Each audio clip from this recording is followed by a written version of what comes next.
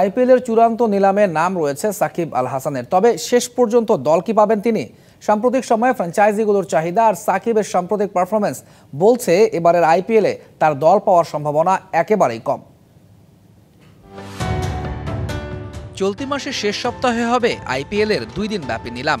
সেখানে সাকিব আল হাসান সহ রয়েছেন 12 টাইগার ক্রিকেটার। তাদের মধ্যে আইপিএল খেলার অভিজ্ঞতায় সবচেয়ে এগিয়ে সাকিব। তবে এবারের আইপিএলে দল পাওয়ার রেসে অনেকটাই পিছিয়ে দেশসেরা এই অলরাউন্ডার। বর্তমানে আইপিএলে জয় জয়কার হার্ড হিটার ব্যাটারদের। ভারতীয় লোকাল ক্রিকেটাররাই ফোটাচ্ছেন রানের ফোয়ারা। সবশেষ আসরেই রান উঠেছে ওভার প্রতি 9-এর বেশি। তাই নিলামে ফ্র্যাঞ্চাইজি মালিকদের পছন্দের শীর্ষে থাকেন ওভার বাউন্ডারি হাঁকানো এক্সপার্টরা। সাকিব আল হাসানের স্ট্রাইক রেটটাই এবারে তার দল পাওয়ার রেসে সবচেয়ে বড় বাধা। তার উপর সাকিব থাকছেন বিদেশি কোটায়। তার স্ট্রাইক রেটে ব্যাট করার মতো ক্রিকেটার লোকালদের মধ্যেই ভুরি ভুরি। সেক্ষেত্রে ফরেন কোটায় পছন্দের তালিকায় সাকিব থাকবেন নিচের দিকেই।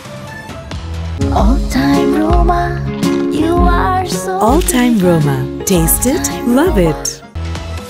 সাম্প্রতিক সময়ে সাকিবের পারফরমেন্স গ্রাফটাও খুব একটা আকর্ষণীয় হবে না ফ্র্যাঞ্চাইজিগুলোর সামনে।